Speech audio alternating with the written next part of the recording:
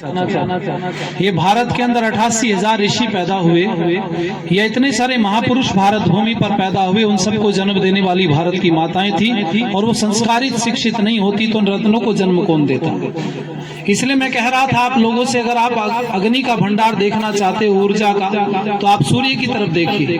अगर आप जल का भंडार देखना चाहते हैं तो समुद्र की तरफ देखिए। आप वायु का भंडार देखना चाहते हैं तो आप आकाश की तरफ देखिए। लेकिन अगर आप संसार में एक संस्कारित स्थान देखना चाहते हैं, संस्कारों का भंडार देखना चाहते हैं, तो भारत की माताओं को देखिए।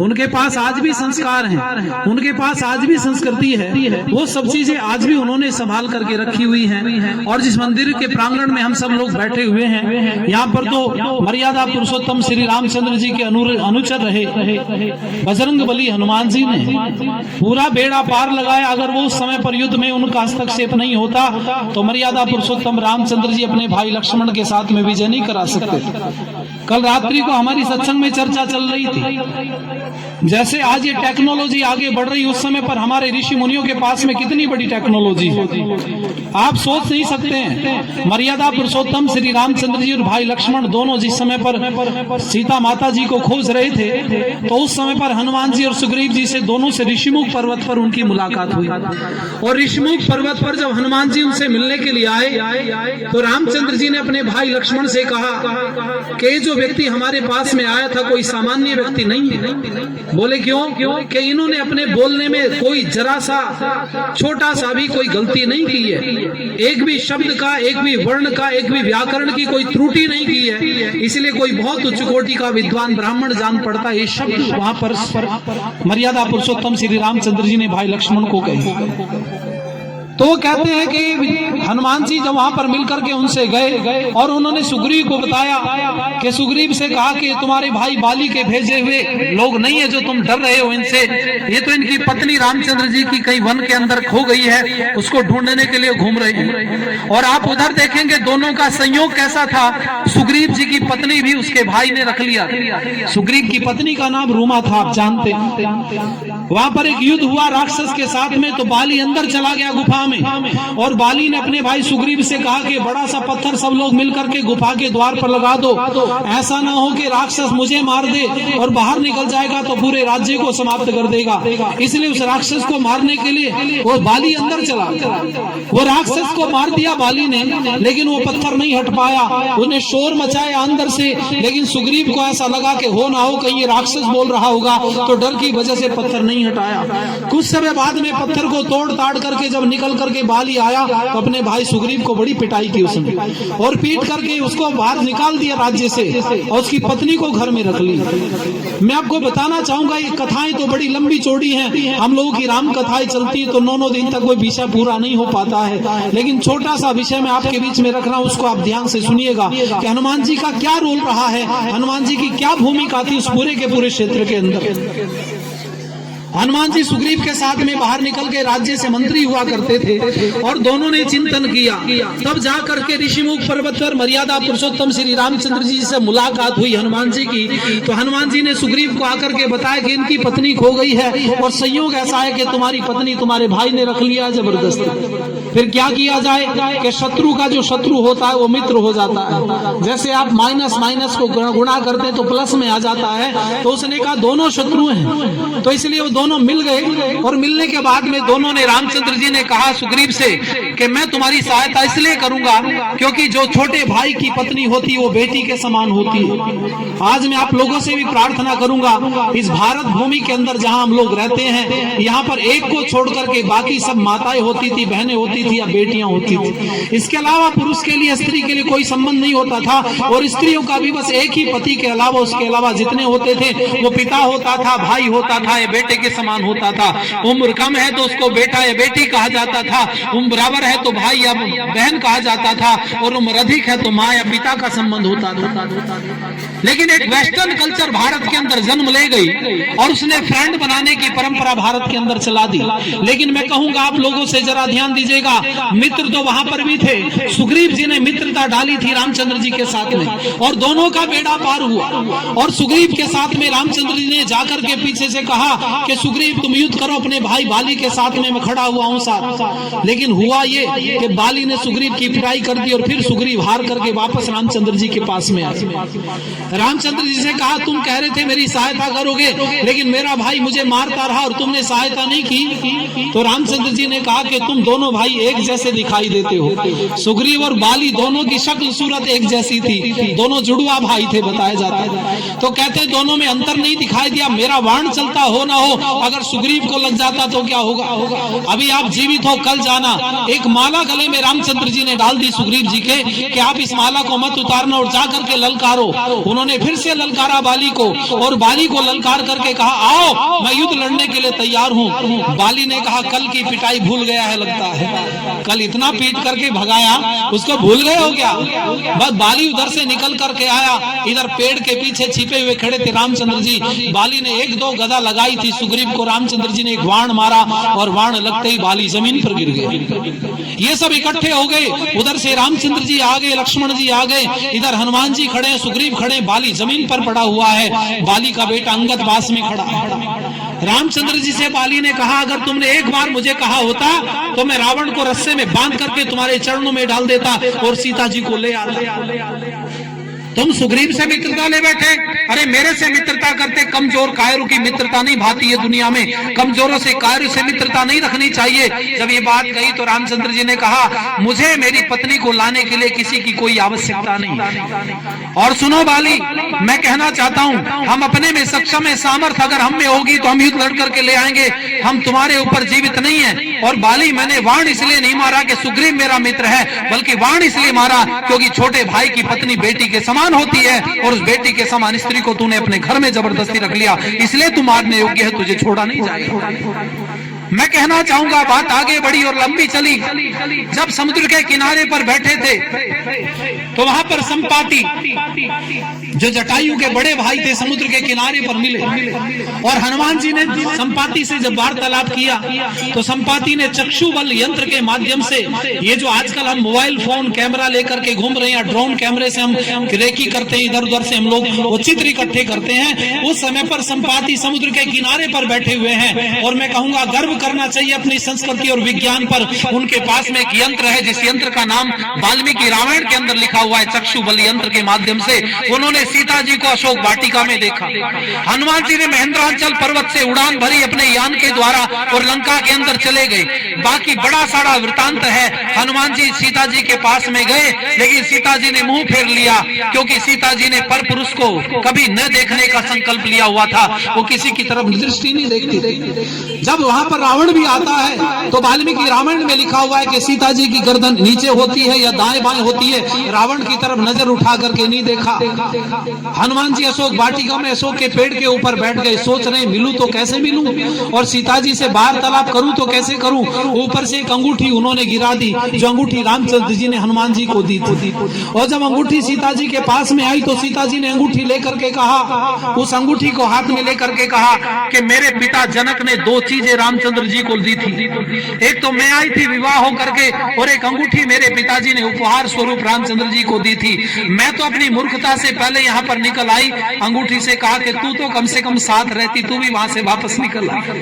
और अंगूठी को हाथ में लेकर के सीता जी ने वहां पर कहा कि किसने अंगूठी डाली है। तो उधर ऊपर हनुमान जी ने रामचंद्र जी की सारी वार्तालाप करना शुरू कर दिया। अयोध्या के अंदर 16 और 9 के माध्यम से अयोध्या नगरी आयताकार बनी हुई थी, 16 कोस चौड़ी लंबी थी और 9 कोस चौड़ी थी। ऐसे करके अयोध्या का जिक्र आता है। वहां राजा दशरथ के 4 बेटे हैं, सबसे बड़े बेटे का नाम रामचंद्र जी है और रामचंद्र जी को उनकी सौतेली माता जी की वजह से 14 वर्ष वन में आना पड़ा। ये सब कथा हनुमान जी ने ऊपर अशोक के पेड़ पर बैठ करके जब बोली तो सीता जी नीचे बैठी बैठी सुन रही थी। ये चर्चा तो हमारी है, ये तो मेरे पति की चर्चा कर रही थी। तो उन्होंने सीता जी ने बोला कि जो भी ये कथा कर रहा है वो सामने प्रकट हो जा। तो प्रकट होने का मतलब ये मत समझना कि टीवी में जैसे आप देखते हैं विषुम ऐसे हो गया प्रकट, वो तो एक नाटक दिखाया गया, पर वो पेड़ से उतर करके आए और सामने आकर के हाथ जोड़ करके गर्दन नीचे झुका करके वार्तालाप करना शुरू किया। तो सीता जी डर गई, उन्होंने सोचा हो ना हो कोई रावण ने कोई व्यक्ति ऐसा भेज दिया है जो मुझे बहकाना चाहता है। सीता जी ने कहा तुम्हारी बात पर मुझे तनिक विश्वास नहीं है, हो ना हो तुम्हें रावण ने भेजा है, ये सारी बातें तो सब दुनिया को पता है। रामचंद्र जी को सीता की कोई ऐसी बात अगर रामचंद्र जी की आपको पता हो जो मेरे और राम के बीच में ही हो, किसी तीसरे को ना पता हो, तो मैं विश्वास कर सकती हूँ कि आपको रामचंद्र जी ने भेजा है। तब हनुमान जी ने जो सूत्र रामचंद्र जी ने हनुमान जी को दिया था वो सूत्र दिया और रामचंद्र जी के उस सूत्र को हनुमान जी ने प्रकट करते हुए कहा कि माता मुझे करुणा निधान जी ने भेजा। सीता जी रामचंद्र जी को अकेले में जब बैठती थी मिलती थी तो करुणा निधान बोलती थी, क्योंकि करुणा उनके अंदर थी। तो उन्होंने कहा मुझे करुणा निधान ने भेजा है। जब करुणा निधान की चर्चा आई, आहा सीता जी ने गर्दन उठा करके देखा आप कौन है, तो उन्होंने कहा मैं श्री रामचंद्र जी के चरणों का अनुचर हूँ, मेरा नाम हनुमान है। अपनी सारी कथाएं बताई और कहा माता जी चिंता करने की कोई आवश्यकता नहीं है, हम पूरी तैयारी समुद्र के किनारे पर कर रहे हैं, बहुत जल्दी इस रावण को मार दिया जाएगा और आपको यहाँ से ससम्मान वापस ले जाया जाएगा। हाँ मैं सक्षम हूँ, मैं हनुमान सक्षम हूँ, आपको इस समय पर भी यहाँ से ले जा सकता हूँ। रामचंद्र जी भी चुपके से तुम्हें ले जा सकते हैं, लेकिन शत्रु को कैसे पता चले कि सामने वाला जिसकी स्त्री को तूने हाथ लगाया, जिसकी स्त्री को छेड़ा है, वो कायर कमजोर नहीं है। हम लंका की ईंट से ईंट बजा देंगे और तुम्हें से सम्मान लंका से वापस लेकर के जाएंगे। हनुमान जी ने इतनी बात कही तो हनुमान जी ने कहा कि मुझे कुछ भूख लगी है। अशोक वाटिका नाम क्यों था? मैंने मेरी एक राम कथा आपको मिलेगी मोबाइल पर, आप लोग कुलदीप विद्यार्थी डालेंगे तो वहां पर बहुत सारे हजारों प्रोग्राम मिल जाएंगे। हम लोग दूसरे देशों में भी जाते रहते हैं, आप सब लोगों ने जिम्मेवारी दी है तो 18 वर्षों से देश देशांतरों में बहुत कार्यक्रम किए हैं। वहां विज्ञान में राम कथा मैंने दी है, विज्ञान जो छुप चुका है हमारा उस विज्ञान को प्रकट किया मैंने कि विज्ञान क्या था। हनुमान जी ने सीता जी से कहा मेरे पास में ऐसी व्यवस्था ले जा सकता हूं, लेकिन मुझे भूख लगी है। उसका नाम अशोक वाटिका क्यों था?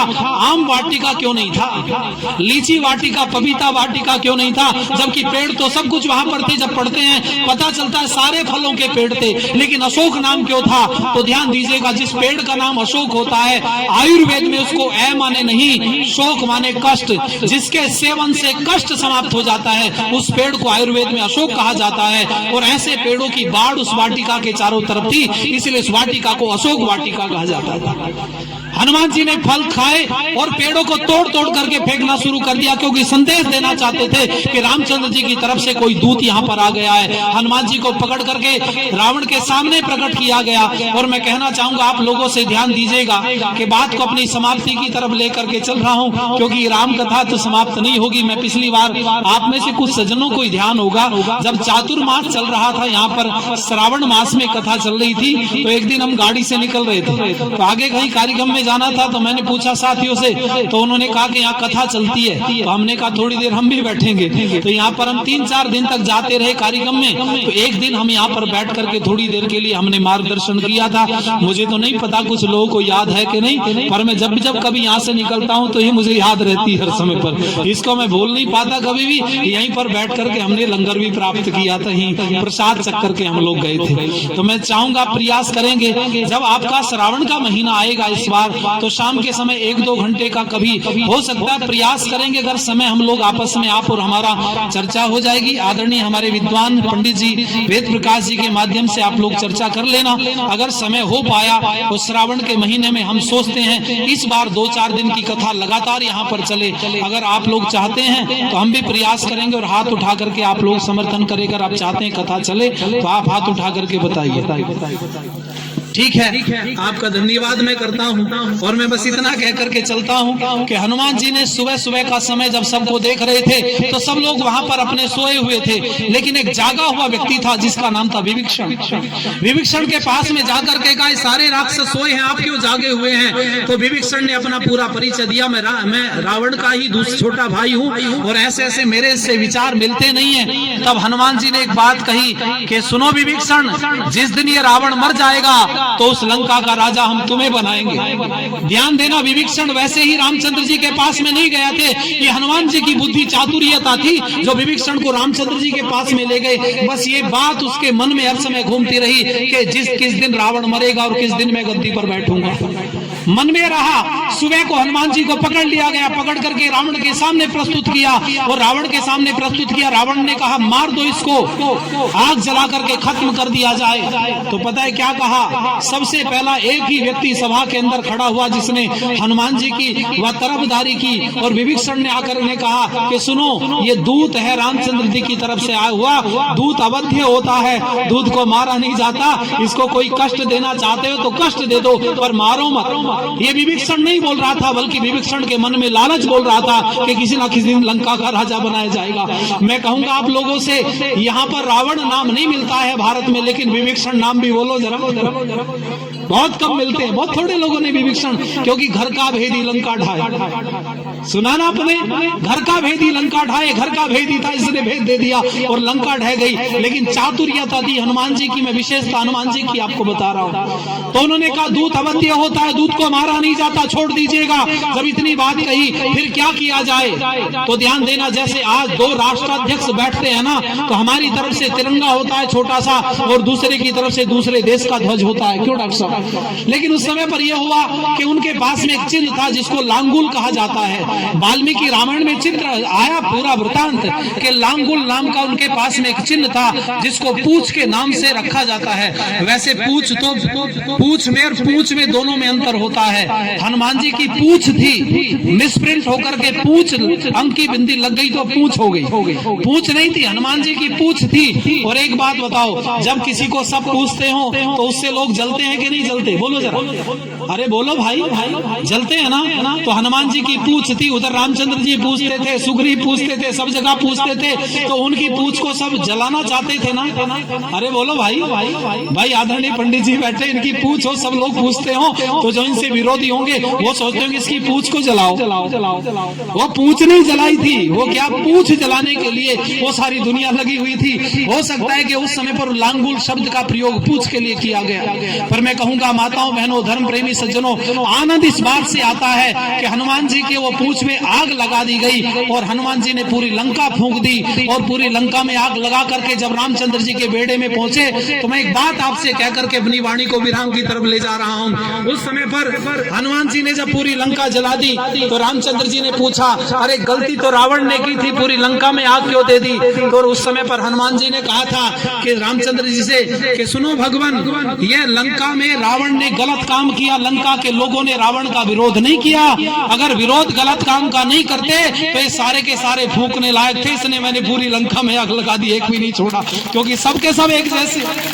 इसलिए मैं कहूंगा आप लोगों से कि वो चर्चाएं हम जब महापुरुषों की करते हैं तो मन गदगद हो जाता है, मन नहीं करता है कि चर्चाएं रोकी जाएं। पर मैं कहूंगा आप लोगों से कि सोने के हिरण पर जब सीता का मन होगा तब ही सीता का हर घर से हरण होगा।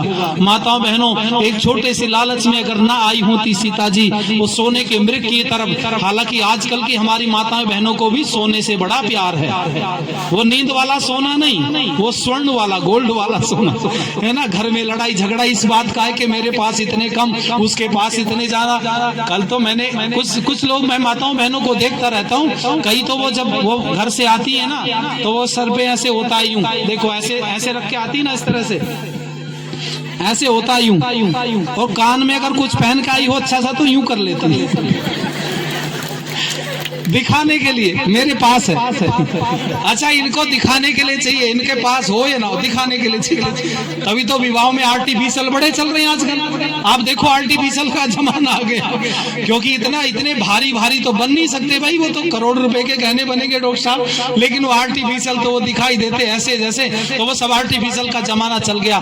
पर मैं मेरी माताओं से कहूंगा, अपनी मेहनत, अपने पति का परिश्रम, पुरुषार्थ, उन सबसे जो मिले उसमें गुजारा करके संतुष्ट रहना चाहिए। माताओं, बहुत अधिक की इच्छा भी तुम्हारे पति को पतित की तरह ले आ सकती है, उसको गलत रास्ते पर ले जा सकती है। मैं तो कई बार पूछता हूं, मैंने कहा पत्नी किसको कहते हैं? तो बोले जो पति पे हर समय तनी रहती है उसको पत्नी कहते हैं। पर ऐसा नहीं माताओं, पत्नी का मतलब होता है जो पति को पतन से बचा देती है, उसको पत्नी कहते हैं। पतन से बचा सकती हो तुम। इसलिए मैं कहता हूं सोने के हिरण पर जब सीता का मन होगा तब ही सीता का हर घर से हरण होगा। धन रूप जवानी का अभिमान नरेश न कर, उठना होगा मुश्किल तो गिरा धरण होगा। सोने के हिरण पर जब सीता का मन होगा तब ही सीता का घर घर से हरण होगा। मैं अपनी वाणी को विराम देता हूं। मुझे नहीं लगता आपको मेरी बात समझ में आई कि नहीं आई। मैं जल्दी में भागा जा रहा था, लेकिन मुझे रुकना था यहाँ पर। आपका कार्यक्रम चल रहा होता तो भी, नहीं चल रहा होता तो भी, मुझे हनुमान जी के चरणों में यहाँ पर आकर के अटेंडेंस तो लगानी थी, हाजिरी। तो आप लोग उपस्थित हुए, मैं आपका हृदय से धन्यवाद करता हूं कि मुझे कुछ भी मैं नहीं होते हुए आपने मुझे मंच तक बैठने का अवसर दिया। इसके लिए मैं हृदय से धन्यवाद देता हूं। और आपको चलते चलते एक संदेश दे करके मैं पीछे को हट रहा हूं। आप लोग कुलदीप विद्यार्थी सर्च करिएगा मोबाइल पर, है ना, कुलदीप विद्यार्थी। Facebook, Gmail, Google, YouTube, Twitter आप कहीं डाल दो, हिंदी, इंग्लिश, गणित, किसी भी चीज में, तो कुलदीप विद्यार्थी आपको आपके घर पर बैठा मिलेगा। हजारों कार्यक्रम आप लोग वहां पर सुन सकते हैं, बहुत सारी चीजें पर। मैं कहते चलते चलते बंद कर रहा हूं अपनी वाणी को, और ये कह रहा हूं कि गंगा की कसम, यमुना की कसम, लोग कहते हैं ना भीड़ कम आती, यहां देखो कितनी भीड़ है। गंगा की कसम, यमुना की कसम, ये ताना बाना बदलेगा तो खुद तो बदल मेरे यार, बदल फिर देख जमाना बदलेगा। हमसे शुरुआत होती है। धन्यवाद।